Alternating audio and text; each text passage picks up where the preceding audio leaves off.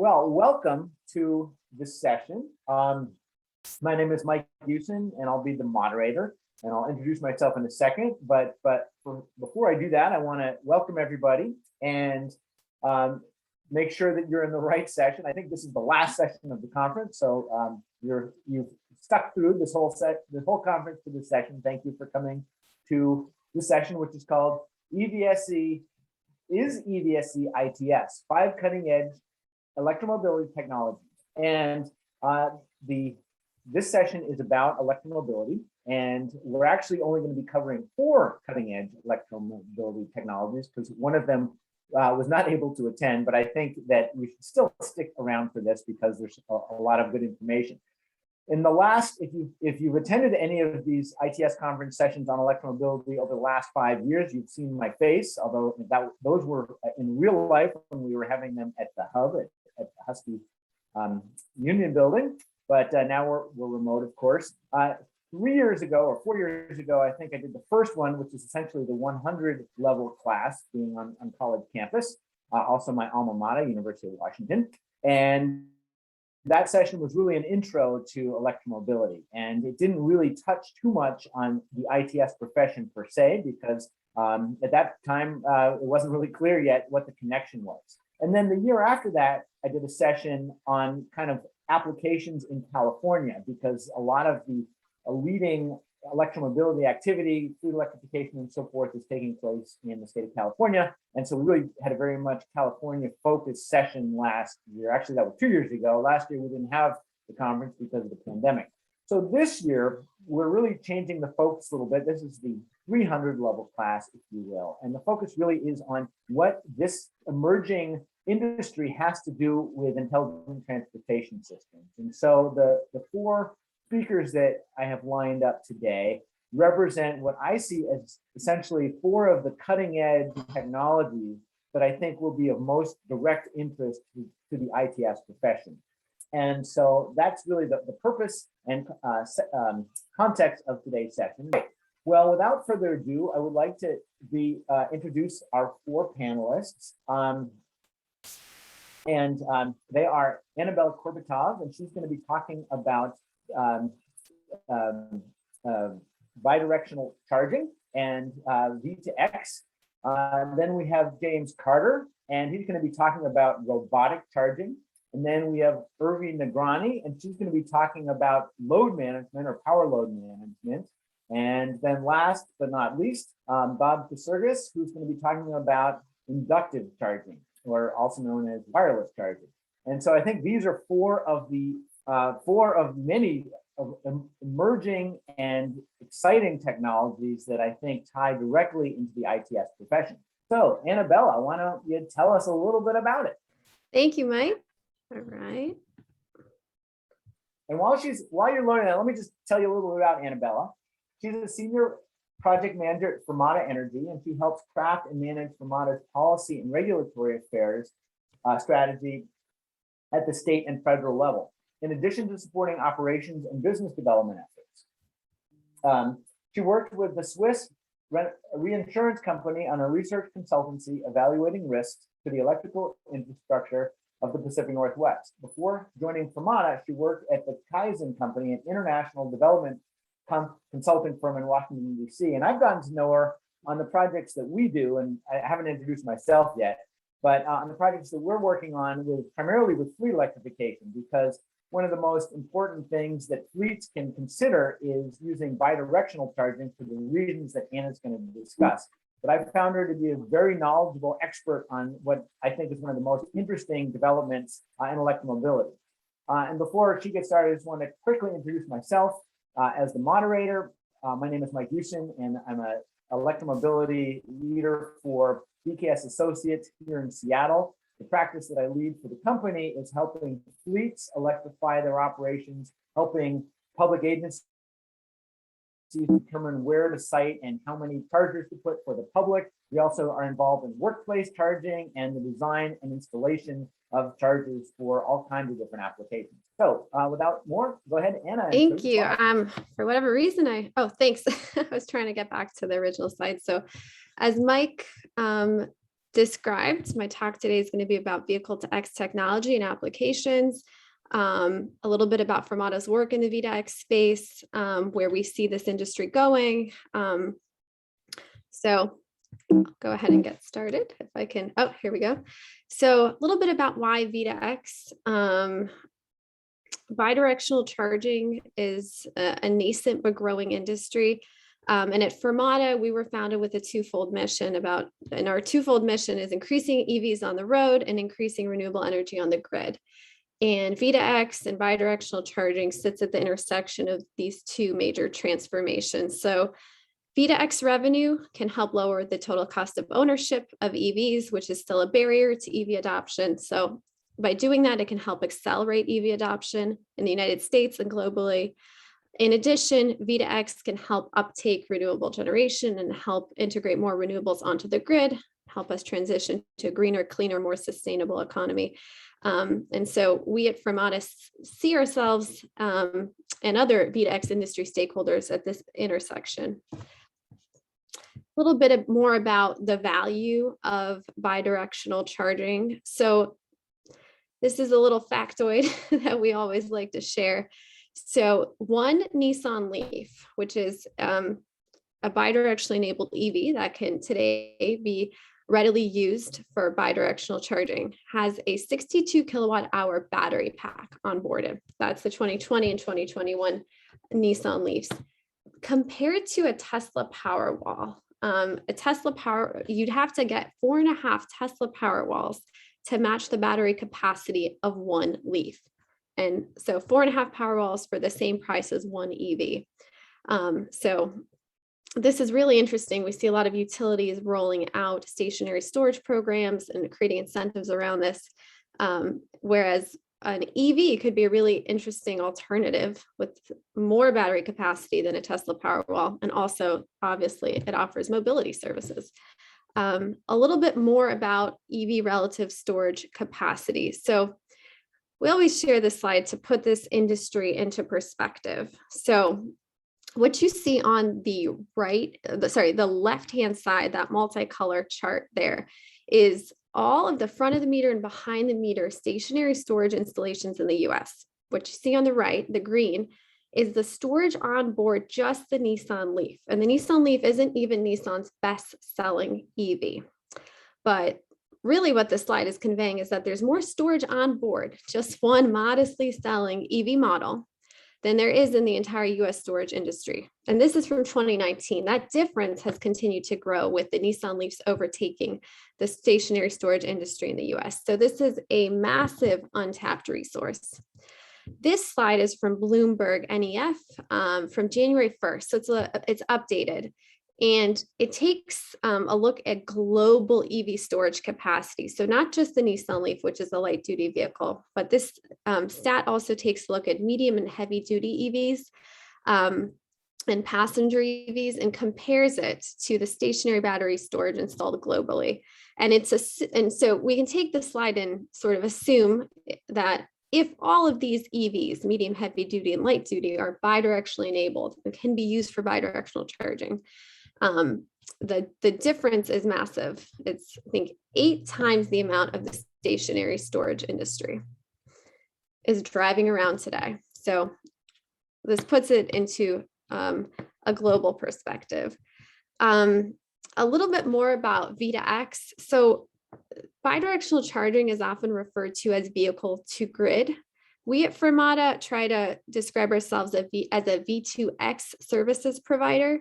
The reason we use V2X is that it means vehicle to anything. It's more inclusive and it describes and encompasses all of the possible applications that can be tapped into using a bidirectional EV and a bidirectional charger. So vehicle to home, vehicle to building, vehicle to grid, vehicle to microgrid, vehicle to load, vehicle to vehicle. So we're not just in the V2G space.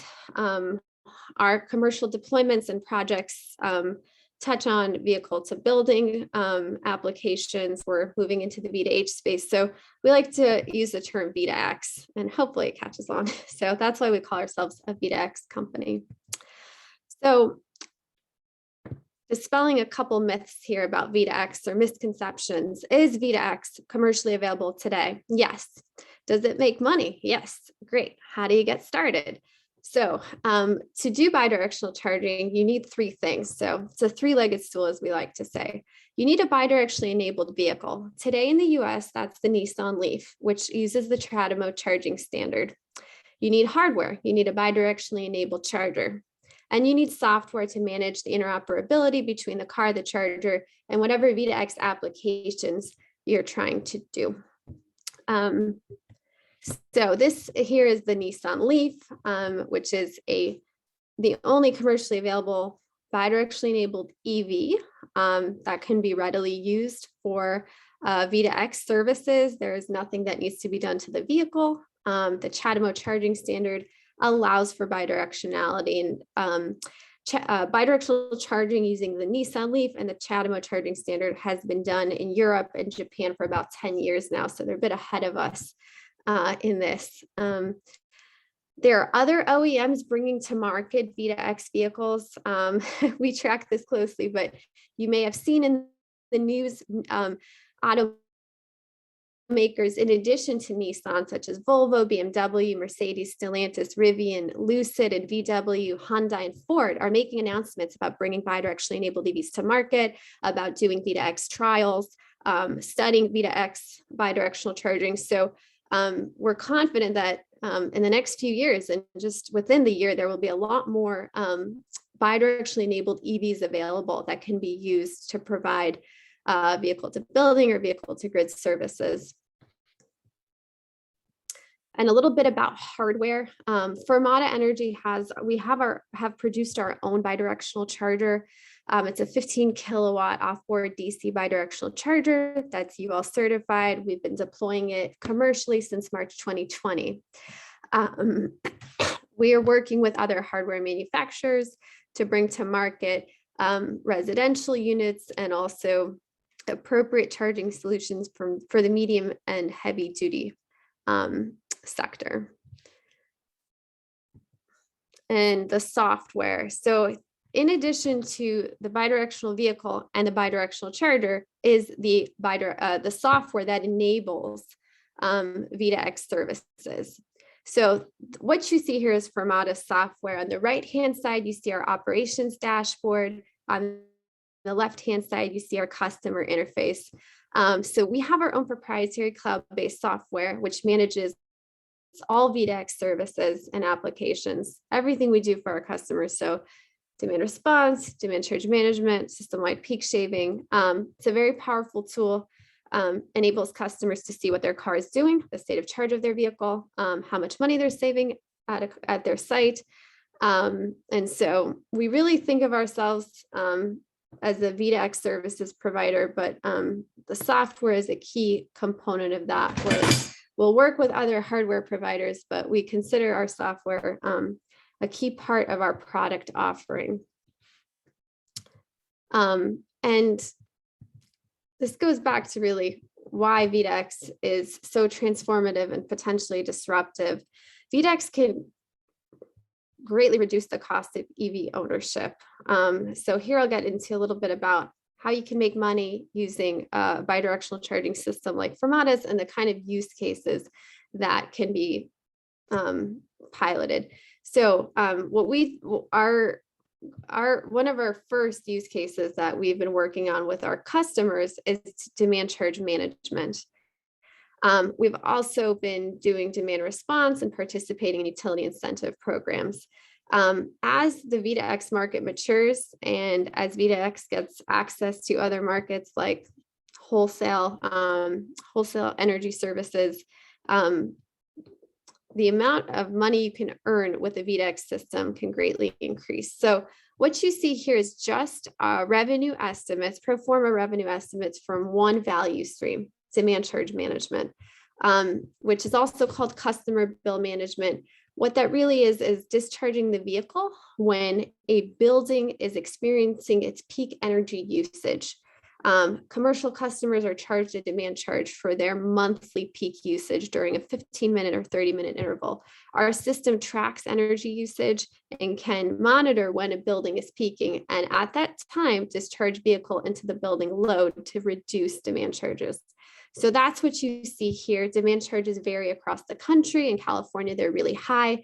In Virginia, where our company is based, they're a bit lower, but this is just one value stream. What we do is we try to extract as much value out of this V2X system as possible by value stacking. So taking demand charge management and stacking it with other available value streams. So like distribution level utility demand response programs, wholesale market participation. So this is just one example. A little bit more about V2X applications. So as I mentioned, electricity bill savings, so that's demand charge management. One of the other extremely valuable and very popular applications of V2X that's gotten a lot of attention is disaster resiliency and backup power. That's what V2X was originally used for in Japan, is to power a home or a building during a natural disaster when the power goes out. So this is another potential application of V2X. It can't be monetized. You can't necessarily get paid for backup power, but V2X systems can be a much cleaner alternative to diesel generators. And then renewable energy optimization. So V2X systems can uptake over generation. So solar or wind over generation and help integrate more renewable energy onto the grid and prevent renewables curtailment. So this is just a little bit more about how we see potentially the trajectory of this industry. We first started working with commercial fleets, so commercial customers that have demand charges. We will be moving into the vehicle to home industry with a vehicle to home charger that will provide backup power and resilience, and workplace charging as well as destination public charging is another potential place where bidirectional chargers can enter into. A little bit more about Fermata and our role in the industry. So as mentioned, we are working with commercial fleets. We also work with utility partners. We work with project developers and car share companies. So we are working with all sorts of critical stakeholders, and we're developing a variety of applications. We have a lot of experience doing demand charge management. We're also getting more experience doing demand response, potentially looking into microgrid integrations and providing grid ancillary services like frequency regulation. We have some publicly announced pilots with utilities like Green Mountain Power, Roanoke Electric Cooperative, and we also had a very interesting pilot participating in National Grid's demand response program. And so if you all are interested in one of our real world deployments, this is a really interesting pilot we did with the city of Boulder, Colorado. This site is operational. It was installed in December 2020. The use case is demand charge management. And by deploying our charger, as you see here, with a bidirectionally enabled Nissan Leaf, we're able to save the city of Boulder roughly $300 a month on their electricity bills at their North Boulder Recreation Center. And our projected annualized savings are $3,000 per year. So we're really excited about working with a municipal fleet to show that you can help lower the total cost of ownership through bidirectional charging and demand charge management services. And this can help municipal fleets in Colorado and across the country electrify quicker if there's an additional way they can make revenue. So we're taking a traditional cost center, which is a charging station, and turning it into a revenue generating clean grid supporting asset to support municipal and state level fleet electrification mandates and goals. So this is just another example of what this looks like in our customer interface. This was something I mentioned a bit earlier. This This is our pilot that we did in National Grid service territory, where we participated a Nissan Leaf and our bidirectional charger in their demand response program. So we would discharge the vehicle in response to a call from the utility for capacity. And this is their summer demand response program. So when the National Grid system is experiencing peak summer demand, because everyone's turning on their air conditionings, they have this demand response program. So this is the first use of a customer EV to participate in a retail demand response program in the Northeast. And we will be sharing our performance results in the next few weeks, but a very interesting project and our first participation in a distribution level demand response system with our charger and car. This is just another photo here of another real world deployment at EIT, which is our contract manufacturer where we make the charger you see here. This was our first pre-commercial pilot where we installed a Fermata charger and a 40 kilowatt hour Nissan Leaf. And we made $187.50 in our first month of operations there. So this was a prototype charger. This was really our first pilot testing the demand charge management use case, testing our cloud-based software and our demand charge management application. So this helped prove the proof of concept. Obviously, if you have a bigger battery and a higher power charger, as we do now and we'll be bringing to market in the next year, you can make much more than $4,500 a year. So this is a little bit more on pro forma operating results, just from demand charge management. So just a few takeaways about the bidirectional charging industry. EVs are in the right place at the right time. They have enough energy capacity to deliver energy storage services to the building and the grid. And they're parked about 95% of the time. So this is an incredibly valuable and incredibly underutilized resource. But yeah, we're at Fermata extremely passionate about supporting the V2X industry, supporting EV adoption at scale, and making energy storage services more affordable and scalable for utilities and consumers, and supporting this virtuous cycle of V2X adoption that you see here. So thank you all for your time. Thank you, Annabella. That was fascinating. I am personally very intrigued with it, and as are our clients.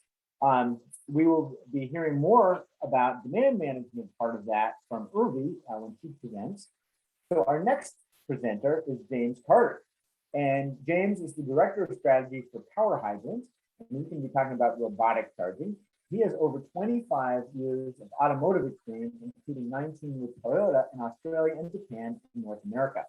He's also one of the premier thought leaders in new mobility on LinkedIn, with an audience of more than 1 million viewers per month. And I think that's probably how I met James, through the internet. He is, I don't know how he can do it, because he posts, it seems like, hundreds of posts daily. And if you have a full-time job of following him on LinkedIn, you'd probably be working overtime, because that's how busy he is. But I find that by following James, I've learned an incredible amount of information, and he has some of the most interesting postings.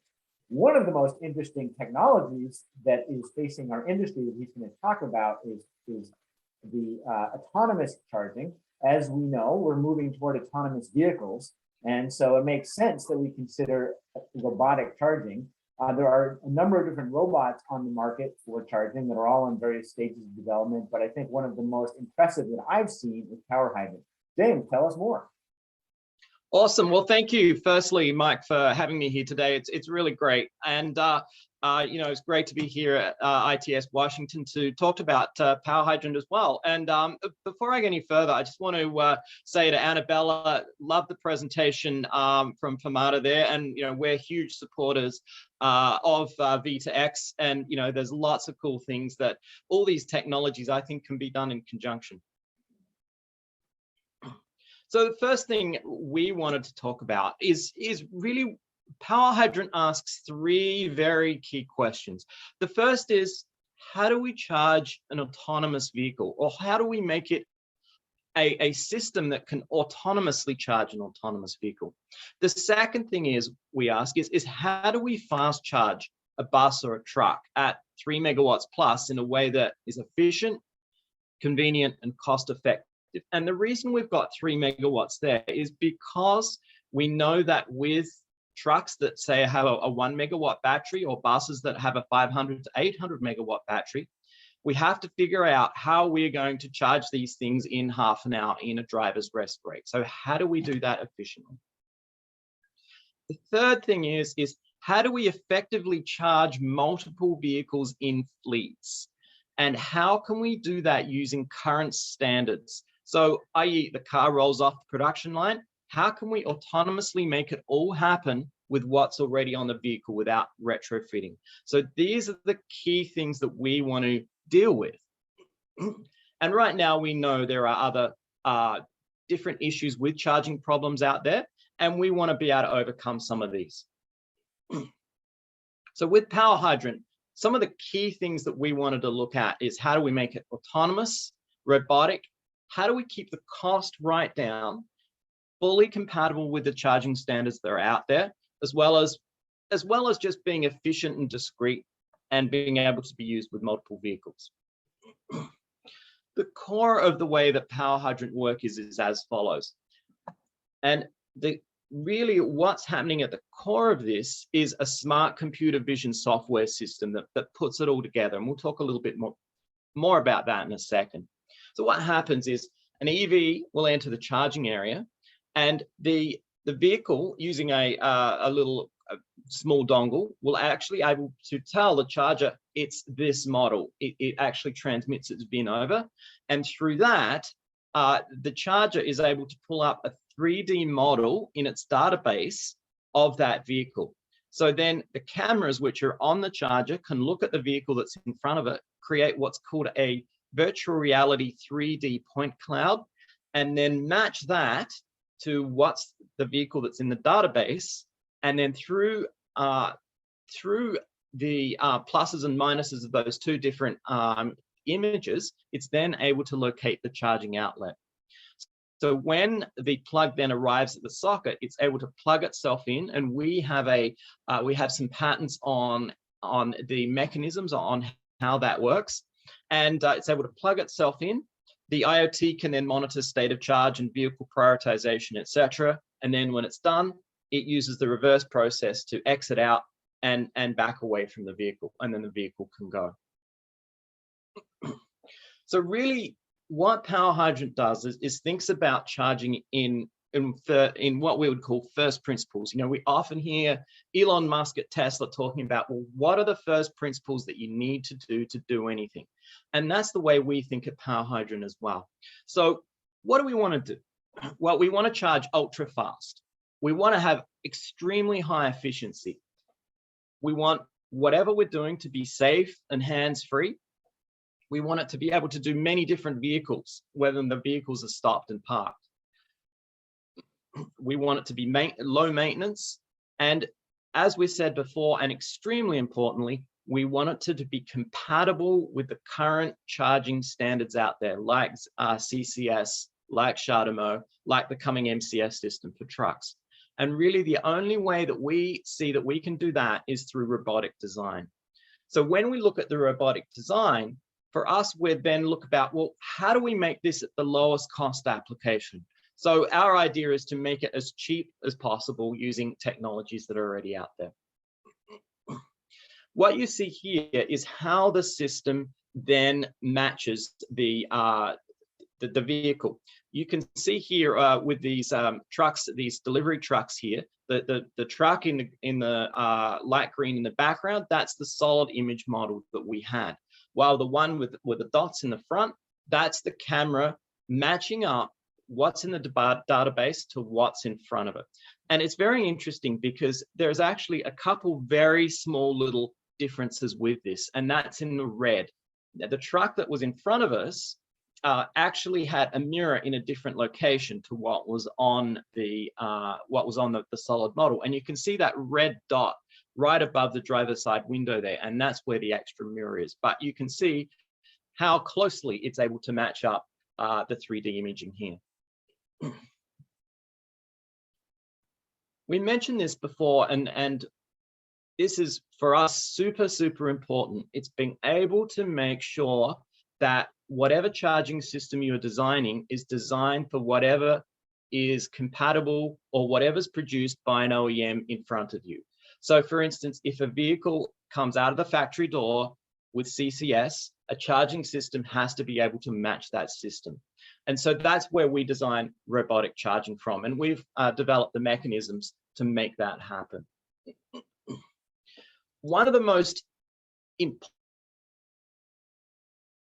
things that we could possibly say about charging is efficiency. Now, with Powerhydrant uses bus bars, i.e. solid bits of metal. It does not use cables. And the reason we do that is because it can take much higher amounts of charge. We can design the bus bars within it to take far higher currents at far higher efficiency levels. And the best way to describe efficiency is this. And I think if you have a gas car, and I think we've all had a gas car in the past, if you went to a gas station and you put in the fuel nozzle into the car, and for every 10 gallons that you put into the tank, one gallon leaked out onto the floor. And that's what you would call 90% efficiency. Of course, we don't want that 1 gallon leaking out onto the floor. We want it in the tank.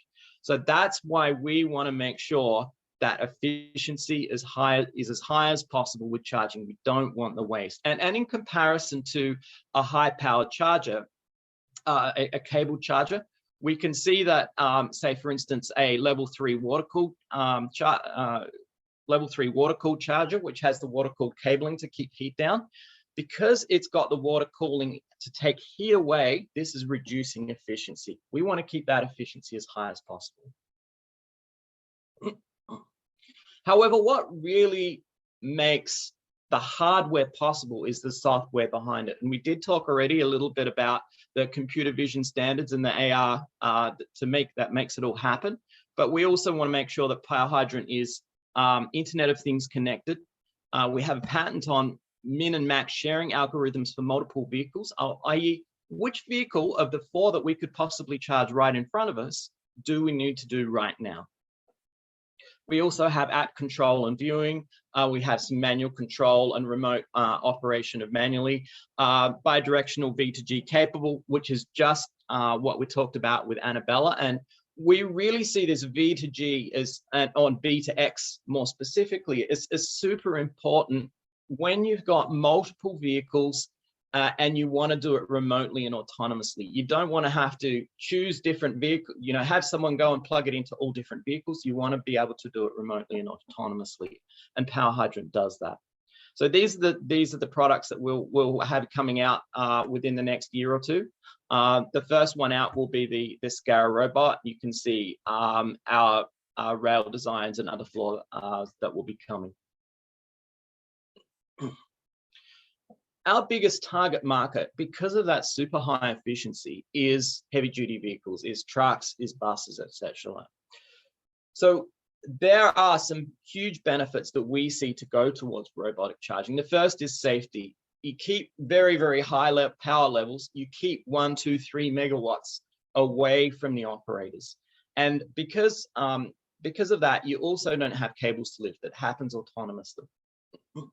Because a charger happens autonomously, we can make it ADA compliant. And that is super important for people in things like who are drivers who do have disability needs. Let's keep that away from, let's keep it out of their way and something that they don't have to deal with. Again, we talked about efficiency, multi-vehicle capable, being able to choose different vehicles by the charger is very important to maximize the cost per charger on the vehicles we're charging. So standardization, we, as mentioned before, we see it as extremely important to make sure that whatever charger you're selecting is compatible to whatever is coming out of the factory. We will be compatible for the coming megawatt charging standard that all the heavy duty truck manufacturers are using, and also CCS, which is available on almost all cars. The other point to make here is that one of our big aims is to keep the cost low. The other thing that we see is super important for autonomous robotic charging is robot taxis. Again, being able to select multiple vehicles with the one charger using a rail system or other type of system to best choose the vehicle that needs to be charged. There are some other applications here, and you can see that: automated parking, large car parks, buses, aircraft and drones. Aircraft is one that's becoming particularly important with the megawatt charging standard. There's other areas, for instance, forklifts, maritime, mining, and rail. So that's it from Powerhydrant side. Any questions from you, Mike? Well, yes, I added one to the Huba app because I want to make sure that the audience has a chance to weigh in on those questions. But I think Totally. You've answered a number of questions and you've raised a few others. And there's a few things that I know about Powerhydrant from working with you guys that I would love to get into the discussion, but I want to make sure that Urvi and Bob have a chance to present as well. So Awesome. James, thank you very much for your excellent presentation, and I can't wait to discuss it in the discussion part of this conference. Thanks very much, Mike. All right. So as you can see, we're kind of covering some of the, I think, most cutting edge technologies. The reason for that is there's a perception that electric vehicles are expensive, or fleet electrification adds to the cost because, of course, there's the charging infrastructure, which tends to be expensive, but there are ways to reduce the cost. And as Annabella talked about, that can be through revenue, or as James talked about, through automating the charging. Urvi Nagrani from Powerflex is going to talk about load management, which is a great tool to manage the loads, which can do a couple of benefits that we will talk about. He is an expert in medium and heavy duty applications, sustainability planning, and the electric vehicle policy landscape. She's currently doing fleet development at Powerflex, which is owned by EDF Renewables. With Powerflex, she works with a team to link fleet infrastructure needs to on-site solar, energy storage, and microgrid options. She was an early board advisor at EIQ Mobility before their acquisition by NextEra Energy, and we're teaming with them on a project we're doing right now for Spokane. Her career in electric mobility began at Motive Power Systems, where she spent over 6 years helping scale the team from prototype to commercial products, including first all-electric school buses and specialty work trucks.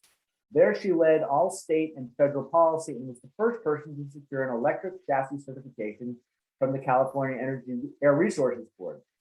And like most ITS engineers, she has a BA in film and media studies from UC Santa Barbara and an AA in history from Foothill College. Urvi, tell us about load management.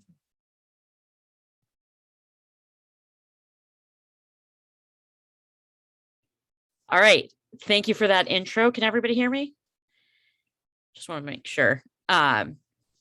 So I am going to kind of just give you a quick primer. I'm going to be telling you who I am, why I'm here, what smart charging and load management are, because they aren't interchangeable, but often are referred to in such a way. Tell you a bit about how it actually works, why it's smarter, and what it actually means for you if you're planning on deploying such a system. So for starters, Powerflex is a national provider of renewable energy infrastructure. We've got a comprehensive suite of turnkey solutions. And because we've done turnkey work as well as developing our own product, we have a lot of hands-on experience about the whole suite of complexity that ends up being on a client site. Everything from solar storage, EV charging, microgrids, and the energy management systems and long-term operations that make them work together. Because we're also doing that asset management, we get to see not only what does it take to build a project, but what does it take to keep a project reliable and doing its job for a long time. And when we talk about that kind of comprehensive management and optimization, we actually do this through a platform that both screens and analyzes, manages it in real time, and then once it goes into operation, all of these are using the same optimizations. And so what that allows us to do is, from the beginning of a project scope, we're going to start by analyzing the load data and facility, the usage patterns, We're going to model and optimize the bill impacts and also export the results and build proposals that take into account that very granular data. So we're going to be looking at those 15-minute interval data. We're going to look at multiple rate plans, and we're going to say, what is the best way we can engineer a project, and what is the best way we can optimize it to make sure that when you are buying and investing in a product, we can make sure that it's actually going to meet your expectations and you know what the unknowns are.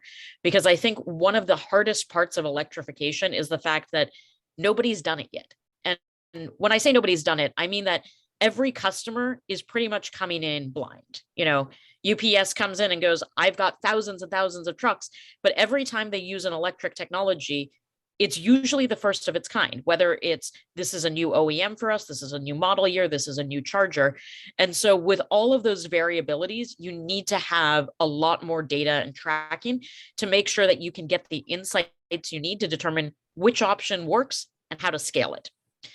But when we start to think about smart charging, people have very different definitions of what smart charging is. So most people, when they're talking about smart charging, they're thinking of a very basic system where instead of a station operating when you plug in, the stations are turned on and off based on set parameters. Now, those parameters could be the time of the day, it could be something based on the rate, but fundamentally, if I've got 3 chargers, this one's on, this one's on, this one's off until later. And if I've got a parking lot, there's going to be some things that are on, some things that are off, and it'll shift the utilization to cheaper times of day. So what that ends up doing for you is hopefully by shifting your load to a different time, you're going to make things cheaper.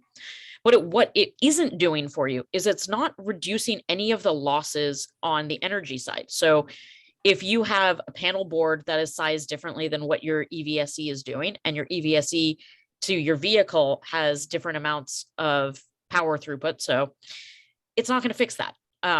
It's not going to increase your capacity for utilization, and it's not going to co-optimize based on your facility loads, solar loads, battery storage capacity. Most smart charging systems are fundamentally EVSE focused, and they're focused purely on charging. So when we are thinking about adaptive load management, instead of each station operating at full power at all times, we're controlling each station individually based on its charging demand. So one of the examples that I often go to is, think about if I had a 32 amp charger, standard Tesla charger. Now that Tesla charger's output, if you were looking at how much energy the Tesla could get, you could get 19.2 kilowatts per hour. Now, if I were to use that same charger, but I have a adapter on it and I plug in a Fiat 500e, the Fiat 500e can only take 6.6 kilowatts. And so if I were to plug in, an i3 with a range extender, that can only take that 6.6. So suddenly, if I had 3 stations that all could output 20 kW, and the Tesla is taking all of that, but the Fiat's taking less than 1/3, that's a lot of power losses, even if the charger is operating as efficiently as it can, and even if the vehicle is operating as efficiently as it can. So one of the things that we want to do just to start with is say, let's only give you the power you need as a base level. And then the second thing we need to think about is, what is the actual amount of power you need? So in a kind of traditional model, let's imagine your power limits here. Vehicle 1 comes in, plugs in, they get their 6 kW. Vehicle 2 comes in, you're now going above that power limit. Vehicle 3, you're way over. You'll notice that each of these examples, the amount of charging is the same. It's basically on or off. With smart charging, you would have a variation on who's charging, but fundamentally, because your power limit, if you set it 11, you'd be like, well, I can charge one thing at a time. Whereas when you're using adaptive charging and you're actually getting really granular on the amount of power throughput, everybody who plugs in is going to get some power, but they're being throttled down to stay within an existing power budget and to make sure that the amount of power they need, if you look at this graph and the volume of what EV3 is getting, that's the exact same volume as what we're getting over here. And the same for EV4, same for EV5. All of these vehicles are getting more of what they need and staying within the existing capacity, which allows the business to have a much flatter load.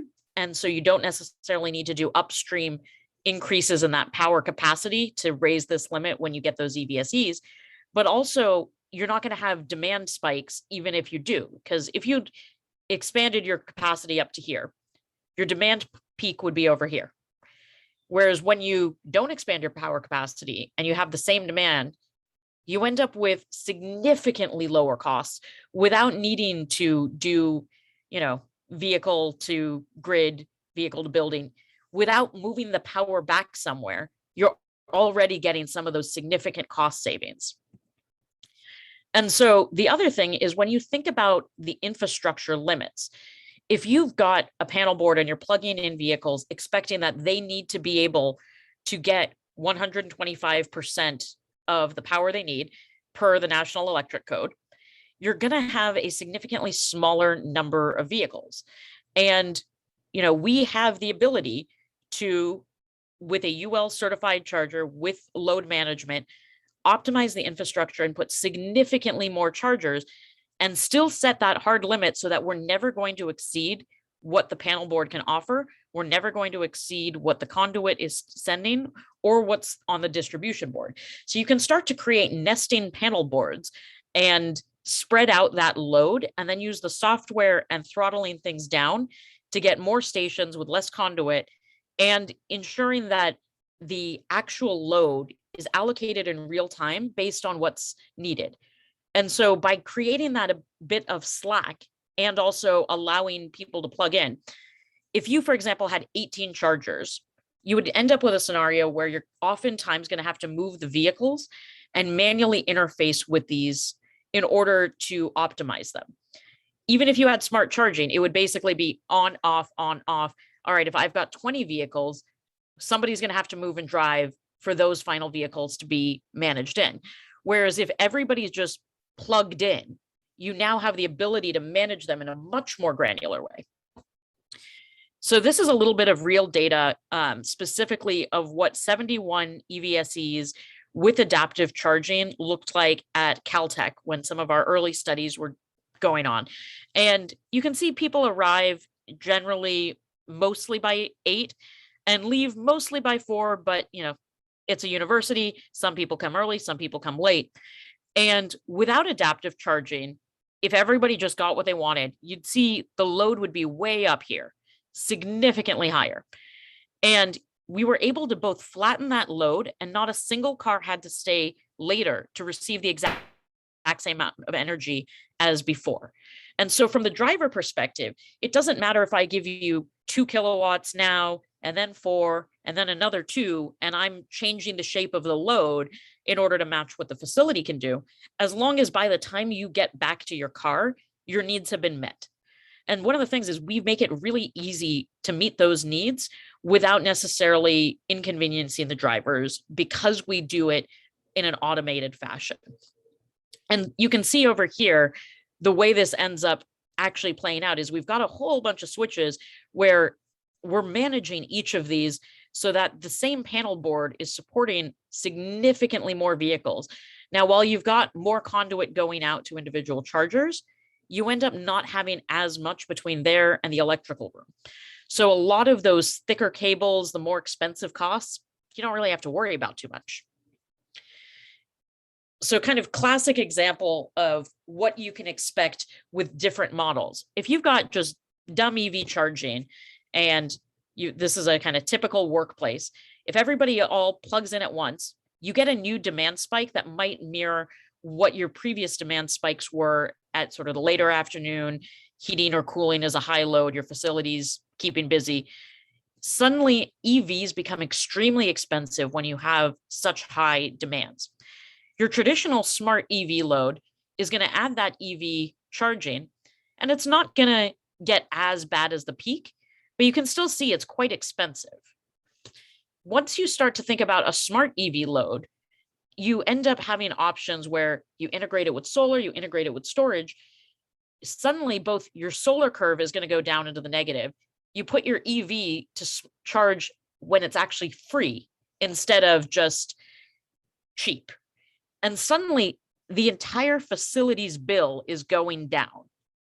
And so, we've got some customers, for example, I'm in Los Altos.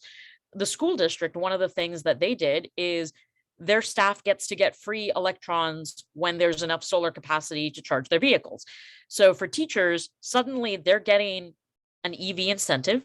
They can charge their vehicles for free. It's not costing the school district any money to do that, because the school district is saving so much money that they can now provide this service, which is both helping them go into a sustainable solution where they're more renewables, more on-site energy, less demand on the grid. So this actually helps the entire neighborhood, because now those feeder level constraints have been slightly reduced. So if somebody wants to have a home charger across the street, that feeder has a little more capacity now. Those kinds of things start to allow us to get optimizations, but we also have predictive algorithms for our forecast generation and consumption. So when, for example, we're thinking about how do we manage an EV load, the way people charge their vehicles during the week is different than weekends. We also have, weather optimization. So we'll plan how to charge differently if we think it's going to be a cloudy day and you're not going to get as much solar. And that's coupled with real-time monitors. So for example, if a cloud goes over the solar panel and you get a little, dip in your solar capacity, we're going to have a corresponding real-time adjustment to your EV charging to make sure that you're not going to get any spikes on your bill, to make sure that the entire system is optimized as one unit. And then when you're thinking about, all right, I'm a fleet and this is what my facility might be doing during the day. People are coming in, they're working, but my vehicles are fundamentally charging overnight. When we're thinking about capacity planning, if you're charging over here, where I've got these electric bolts, you've got the ability to say, all right, here's my facility load cap today. If I think about this as unused capacity that the grid already has, that my facility already has, I want to basically stay within the budget of I'm only going to charge up to here. And you can see that once you've added the EVs, they've already raised your facility load a little bit, even if you've got your fleet capacity over here. If you're only using smart EV charging, even that smart EV charging, the combination of your daytime load and your nighttime load is going to shift your total demand just a little bit higher than what your initial scenario was. But once you get solar, suddenly your total demand as a facility is still going down. Your fleet can be playing over here on your off-peak time. Your storage can take some of this solar, push it out, and then you can use your own free electricity at night. And you end up having a scenario where the fleet that might have thought, oh, I need to go to my utility, I need to get an update to my transmission tower. If it's a really big fleet, I might need substation upgrades. Suddenly you see a lot of opportunities where let's just budget it based on when are we actually charging and does it matter? Because if I've got a peak over here and I need to charge over here, then maybe I need to talk to the utility. Or maybe I could use a little bit more storage and push that load somewhere else. But if I'm charging overnight and I know I'm always going to be, depot charging, my staff charges during the day, but my fleet charges at night, suddenly that power allocation becomes a critical way to cut costs. And not just costs, but also time. In California, when you're talking about getting PG&E on site, you're often looking at, they'll tell you, oh yeah, it's going to be 18 months to 36 months to do a project. They are counting the project when everything is done on the engineering side, just the construction. But from concept to implementation, you could be looking at a 4 to 5 year extension timeline if you're waiting for the utility upgrades. And that can expand if things like fire season means that crews have to be redistributed. So if you've got the ability to stay within your existing facility power budget, you can end up doing a lot more things by using on-site features where solar storage, EV charging, they're all on your own timeline if it's all on your own facility and over-the-counter permits, as opposed to going through the utility. The other thing is that whether you're talking about workplace or fleet charging, we believe in full shift EV parking. Because if you think about the amount of times that you would have to go, all right, I'm just going to move my car. You walk down, it's a 10 minutes to walk there, repark, walk back. So that way somebody else can use the charger. Workplace charging, you're going to have a huge amount of lost productivity. And so when we were doing studies for a lot of our corporate clients, we found that on average, you've got about $4 million of lost productivity from how those EVs are being used because of people moving. Now, this only gets more expensive when it's a commercial fleet, because if you're thinking, for example, of a bunch of school buses or a bunch of work trucks, if you've got a UPS or DHL vehicle and they're charging while they're also parked right on the conveyor belt. If you have to move a vehicle to charge it, that also means that your conveyor belt has to stop so that you can move it. It means that your workplace operations are being changed. And it means that you're going to have drivers around at a time of day that they might normally not have been around. And a lot of the early pilots didn't really quantify those labor costs because they had the built-in oversight of being a pilot. But once you start to scale, it gets extremely expensive. So we've got a fair amount of experience in this space. We've got a lot of big name clients, whether it's, the County of Los Angeles or San Francisco, whether it's folks like Caltech, Intuit, DHL, Ford. Right now, we've got over 6,000 stations installed. On the EV side alone, we've crossed the 6 gigawatt threshold, over 18 million miles of clean driving provided. And when we talk about solar storage, we've got a lot of these same big names, whether it's the Port of San Diego, whether it's Facebook, PepsiCo. And so the challenge for us is not only how do we make it easy for our customers to get into an EV and manage their site, but knowing that this is one piece of their sustainability journey. How do we make sure that it'll always play nicely with their solar, with their storage? Because if they're not, each of those projects is going to become more expensive. And when we do these projects, we're doing, dozens, hundreds, depending on the sites.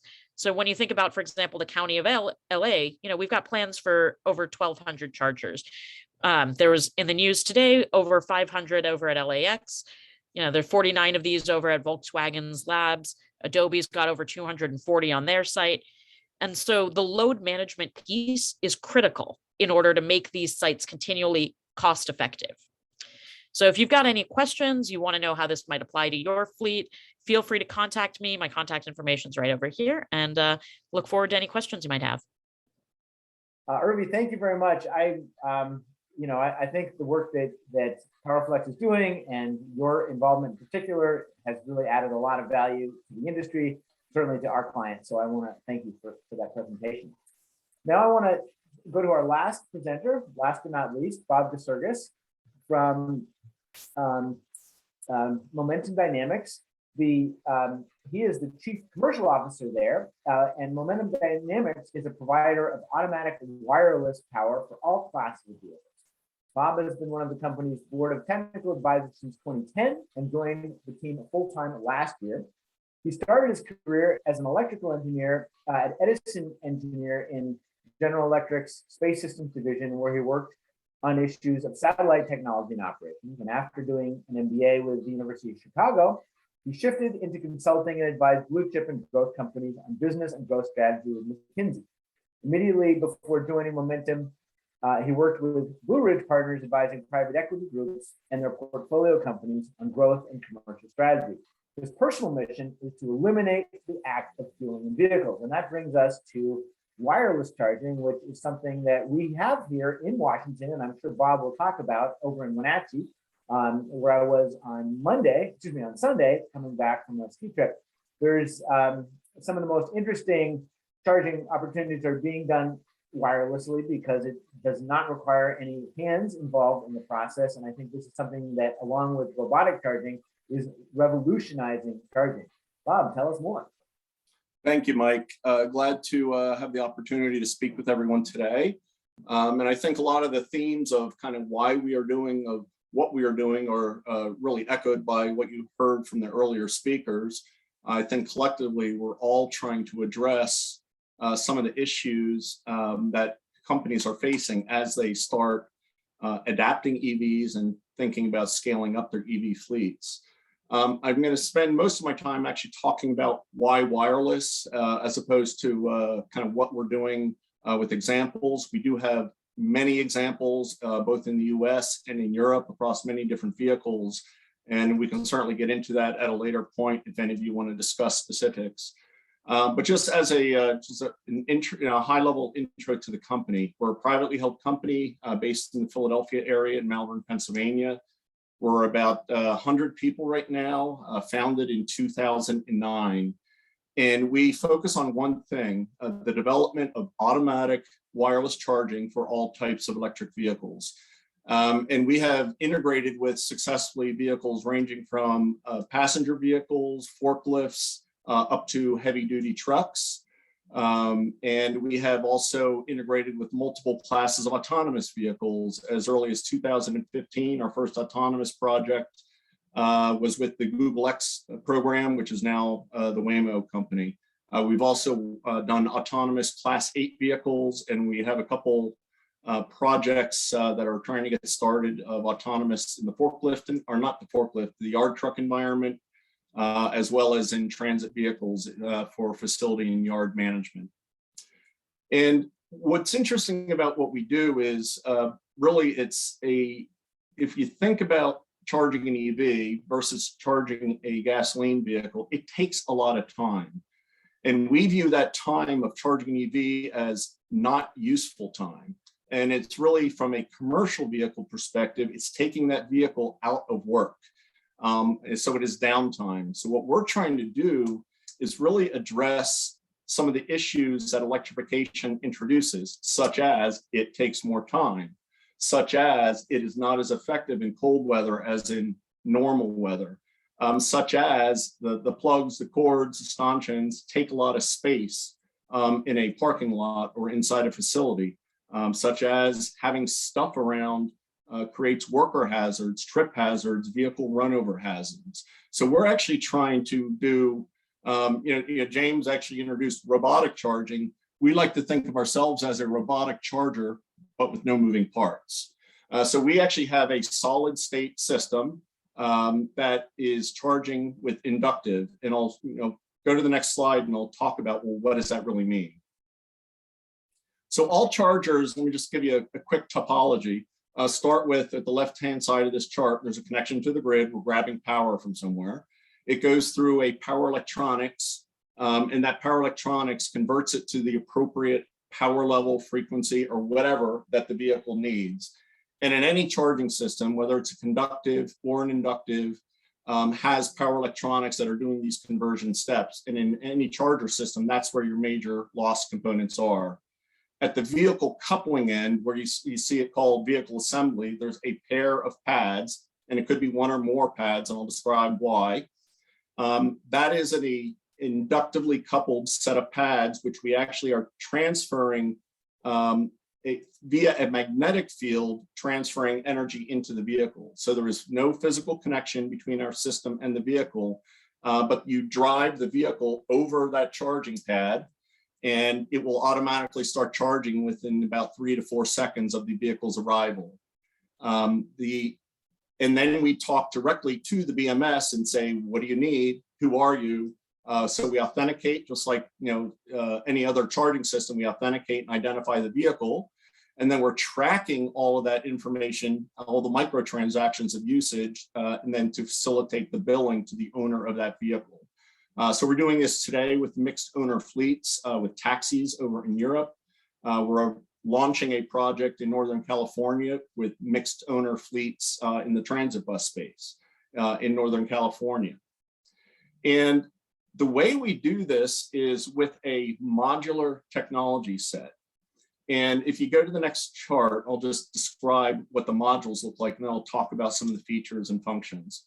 So each of these blue squares is what I call one of our Lego blocks. It is a 600 by 600 millimeter square pad that is capable of transmitting up to 75 kilowatts. So on a light duty vehicle, there will be one of these pads. So like a taxi, a delivery van, there'll be one of these pads, and then it will charge anywhere between 40 to 75 kilowatts, depending upon the power demand of that vehicle and the capability of the vehicle's battery system.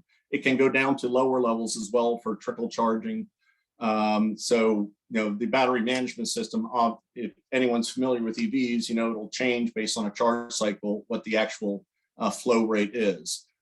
To go to higher levels, we simply add more pads. So 2 pads gives you 150 kilowatts, 4 gives you a 300, 6 gives you a 450. We are in discussions with electric locomotive folks that are looking at multi-megawatt systems, putting arrays of these pads on the underside of the locomotives or on battery cars that are being pulled by the locomotive. So it is a very flexible modular system. And the advantages of that modular system are really twofold. I'll start with the selfish advantage. The selfish advantage is we have a common component that we manufacture that we put in any market, any geography, any vehicle. Our ground components are identical for all fleet types, all vehicle types, all geographies. And we will tune the settings on the vehicle side so that it can operate over any ground pad. Now, the implication is if I have a transit bus system, I'll just give you a real example. Say I have a 300 kilowatt charger, I can drive over that with a 150 kilowatt demand vehicle or a 75 kilowatt demand vehicle or even a 450 demand vehicle, and it will only align with as many pads that are needed for that vehicle's demand. Other advantages of our system, it is all weather operations, snow, rain, ice. It could operate underwater. We do demonstrations where we do it through a swimming pool just to demonstrate we operate underwater. A lot of people have a couple common misperceptions are around safety and efficiency. Safety, we meet all the UL as well as the CE, which is the European version of UL qualifications. We also are within all of the international standards for EMF emissions. And that's information we could certainly share with any of you. One of our OEMs actually did their own EMF emissions testing, and they found that the seat heater inside their vehicle and the cell phone charger inside the vehicle had higher EMF emissions than our system operating at full power. Living objects, we actually operate at a wavelength where living objects are transparent. So it will transmit through living matter, through organic matter. We also do object detection to shut the system off if there is somebody that gets between the pads. Obviously not recommended. The other implications are really kind of low maintenance, which is the drive over capable, plow over capable. And there is really no user maintenance from a fleet perspective. If something goes wrong, the parts both on the ground side, within our cabinet, and on the vehicle side are interchangeable and quickly swappable. The only pieces that are embedded in the civil work are a socket and the conduit. So the socket is that little rim you see around the bottom 4 squares. That gets embedded in the pavement, and then our technology gets plugged into that socket. And so from a moving parts perspective, the only moving parts we have is back in our power electronics, where we have a cooling system back in the power electronics. And those power electronics are actually very common to most charging systems. The other key feature from a fleet management perspective is remote monitoring. We monitor all of our equipment globally, real time, as well as any vehicles that are attached to our equipment. And we have a giant data mart, and we have our both internal alert system and data system for analysis. And we also provide our clients or our customers an interface for their own fleet management. We had talked with Powerflex, we talked about the importance of management of charger networks.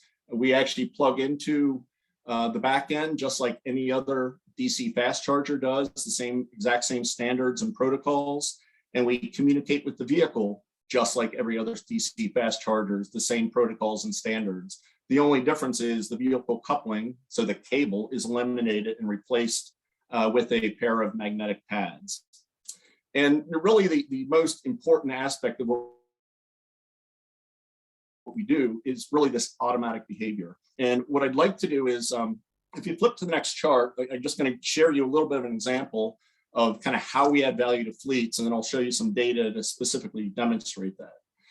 But really, you hear issues around interoperability, worker safety, trip hazards, vehicle safety, real estate demand, need to do power grid upgrades. These are all issues that we are trying to address in the simplification of a charging schema. And most important, what we're trying to do is, with commercial fleets in mind, focus on vehicle uptime, vehicle availability, and vehicle ability to do revenue generating service. So in our bus example, if you look at the video behind me, this is a bus stop up in Leavenworth, Washington, which is a part of Link Transit. that bus will charge for several minutes while it's sitting there. And this is a park and ride station at the end of the line. While it's gathering passengers, it'll sit there. Link Transit also has 3 of these chargers. That's a 300 kilowatt charger in the ground. Has 3 of these systems at their main transit hub, which is down at the Amtrak station downtown in Wenatchee, Washington. And any bus from any route can stop at any of those chargers, and they will typically charge for 3, 4, 5 minutes during passenger load and unload capability, and that will keep them in service all day long. And the way we add value to these fleets is really by increasing uptime, which reduces the number of vehicles that they need to operate, as well as reducing labor costs, maintenance costs, and ultimately reducing the number of chargers they need to buy. And the way we do that is by finding opportunity charging opportunities within the fleet dynamics to find ways of multiplexing buses over chargers by charging while you're at work.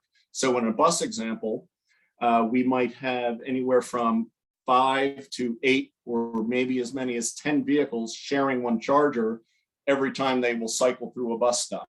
So that stop might be once on the loop of that route. And give you a really tangible example of how we add value. One of our operators, this is Indigo, Indianapolis, the first route that they charged required 14 diesel buses. And when they switched to electrics, they needed 20 buses because they had to keep taking the electrics offline during the day to charge them to enable to have full day of operations. So once the opportunity charging is available, and they've started using this several months ago, they can now go back to full operations with only 14 buses. So on one bus route, just on bus capital, we were able to save them about between $5 and $6 million. So in addition, we are reducing their maintenance costs by having a simpler to operate, and we're reducing the complexity in the depot because they don't have to worry about which bus is ready to go do work in the morning, because any bus can be just taken out of the garage and go out and do the routes because the power is out there in the wild where the routes are being run. If you go to the next chart, and I just want to show you an example of what a battery state of charge over the course of a day looks like. And this is actually worst case conditions in the wintertime. So let me just explain the pieces here. So the orange line at the top, the jagged line, is actually the state of charge of a bus during below freezing wintertime operations. And it starts its day at around 95% state of charge, and it ends its day at around 70% state of charge. And again, this is worst case operating conditions. So this bus could skip charges throughout the day if it needs to. It could skip, if you want to add demand management onto this or peak avoidance, you could actually skip charge events during peak. And there's a lot of flexibility of making this more of a smart charging. Right now it is kind of as Urvi described it, it's a dumb charging system. It will do whatever the BMS asks for. The little green spikes at the bottom are actually the charge events. So the thickness of those spikes is how long the event was, and they're generally 3 to 5 minutes during passenger loading and unloading. And the height of that bar is the power level of the charging event. And you'll see that they're different power levels. So early on in the day, when the bus had a high state of charge, the BMS said, I don't need a lot, don't give me a lot. During the mid-morning, it started really fast and then throttled back. So we will basically listen to whatever the BMS is asking for in terms of that charge cycle. And if you think about this is a charge management for one bus, and you have 5 or 6 buses running on that route, all the spaces between these green bars would be charging opportunities for the other buses that are operating on that route. So say they had a 10-minute service interval, every 10 minutes, a new bus is going to arrive and charge for a couple of minutes. And what Link Transit does is they actually share these chargers across multiple bus lines. So they're driving the utilization of their equipment up very high.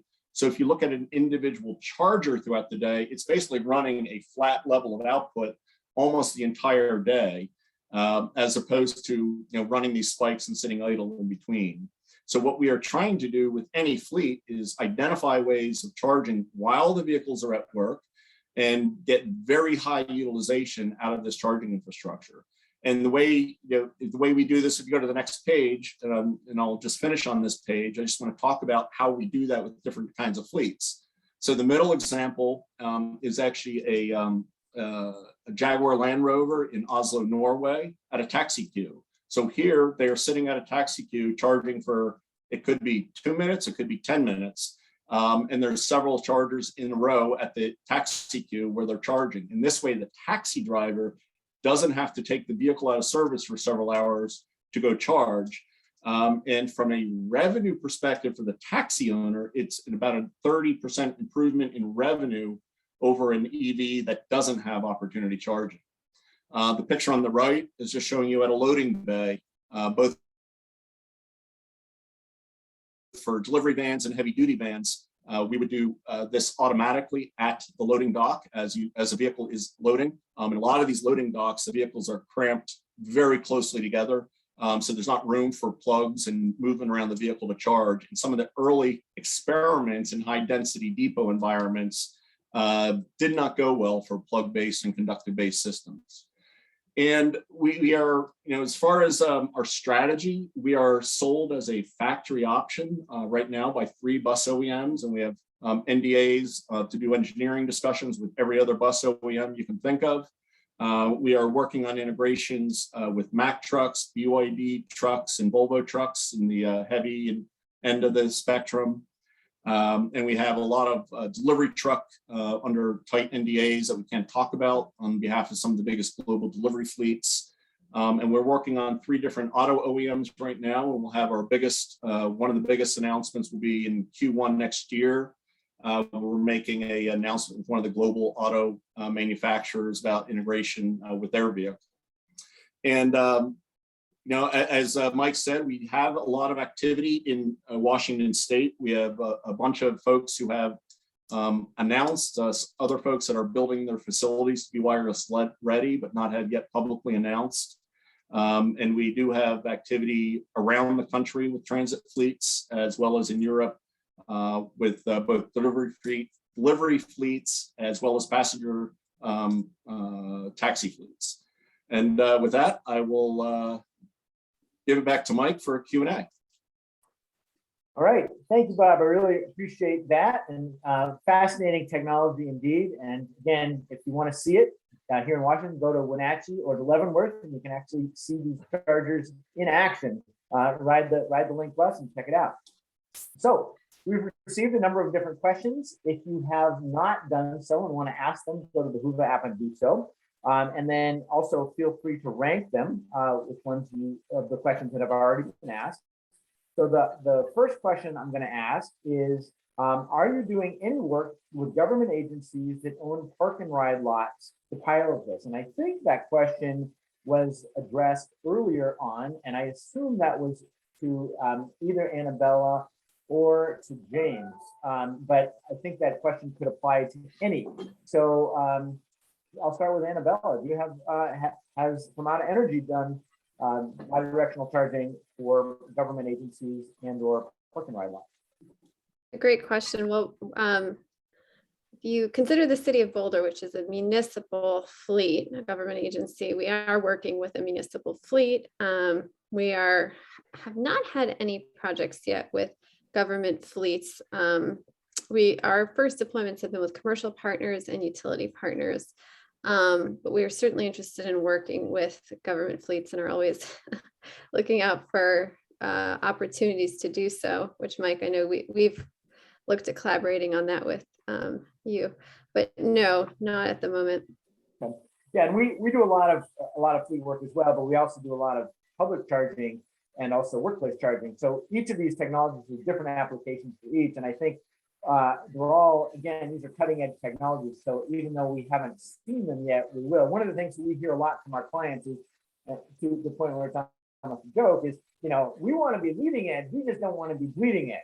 And so, they're very interested in that. And it's interesting because as our work expands further eastward into parts of the country that are a little farther behind, especially California, which is leading most of this, what they think of as bleeding edge, we're already doing it here on the West Coast. So Right. I was just at the Government Fleet Expo in Orlando last week, talking to fleet and other government officials, mostly government officials from on the fleet side, and they're still just thinking about electric vehicles. Are we going to even have them?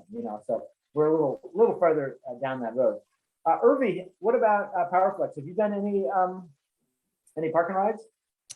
I don't think we've done any park and rides, but I do think that that's on the roadmap with the, we've got a whole bunch of chargers out in LAX now. That announcement just came out today. But we do have a lot of government fleets in terms of particularly municipalities. So County of Los Angeles, County of San Francisco, Santa Barbara, Palo Alto, a bunch of the schools in the area have also gotten them. For us, one of the things though is that a lot of our biggest customers are the big corporations. So when you're thinking of, Prologis, Facebook, CBS, PepsiCo, and so when we're talking about sort of integrated energy offerings, one of the challenges with the government, unfortunately, is it's a lot easier to sell a narrow slice of the solution because they know, all right, we've got to buy EVs. We're going to just get the load managed EVs, or we're just going to get enough solar to charge it so we don't have to do a grid update, but we're not going to go all the way into a fully integrated solution. Whereas when you start to see some of these corporate clients, because they have their corporate sustainable responsibility goals that they want to make at an investor level, if you can get the C-suite to agree, we're going to do it and we're going to do it right, you can get a much more integrated puzzle solved. And so the types of solutions that you deploy depends on the kind of buy-in. Whereas if you see a very narrow is willing to pay for EVs, who's the most cost effective on EVs, we can do that, but it's not going to then include other pieces of the solution set. Great. Well, thank you. Okay. Let's questions, but I'm going to focus on let's see, Annabella, does V2X damage an EV battery? I know that's a common perception that we hear a lot. I knew this question was coming. We always get it. It's a great question. The battery warranty question, battery health question. So V2X has been done in Japan and Europe for about 10 years now. And one of our core guidelines is that everything we do is designed to manage and preserve the battery health. So we carefully manage and track all sorts of key metrics. So battery temperature, state of charge. As you guys saw, we have a pretty powerful cloud-based software system that tracks all of these metrics. So we're ingesting 2-second data. We see what the battery is doing. We also manage the state of charge. So we charge and discharge within a set parameter. So we'll not discharge below a certain amount. We won't top off the vehicle above a certain amount. So everything we do at Fermata is centered around making sure that all V2X services, whatever we're doing, demand charge management or demand response, keeps we keep the battery health first and foremost. The other note about battery health is that automotive OEMs have to honor the 8-year warranty on the battery, which is also, I think, close to 100,000 miles. So you're seeing more and more automotive OEMs exploring this technology, bringing it to market. So I think that's a good indicator as well, that the automotive OEMs aren't really concerned about battery health impacts from V2X if they're moving into this and unlocking this technology and bringing it to consumers. We just saw the announcement from Ford about the F-150 being used for bidirectional charging.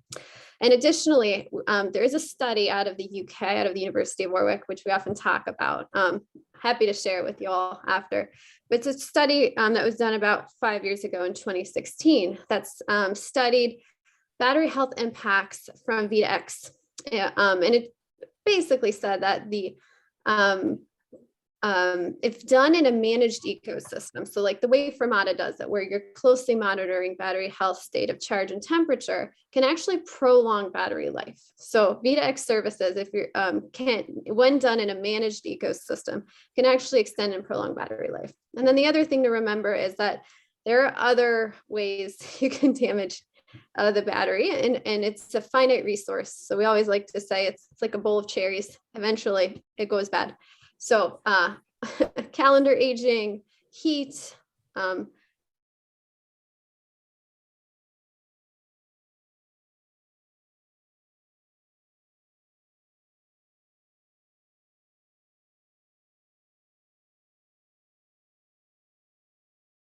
about V2X, it's a question that's, I think, going to be close to being resolved. And in Europe and Japan, where they've done it for about 10 years now, it does not seem to be a major issue. So good question. Excellent. Yeah. Well, thank you very much. You know, that's obviously an ongoing concern as more batteries come along. I want to thank everybody for joining our session. I particularly want to thank our panelists, who I think bring a really interesting perspective. I hope this was of interest to the ITS engineering community. I think there's some really cutting edge technologies here from my perspective, and I get to work. One of the joys of my job is I get to work with the leading edge technologies in a very rapidly evolving, disruptive industry that is electromobility. So, and I think these are the technologies that really do represent cutting edge, and these particular vendors have, I think, the best that I've seen yet. So that's why I invited them. I think they're also great presenters. So I want to thank the panelists. I want to also thank the audience for sticking through the entire conference to this last session. So that concludes the 2021 ITS Washington Annual Conference and Exhibition. I hope you all have a wonderful day, and thank you.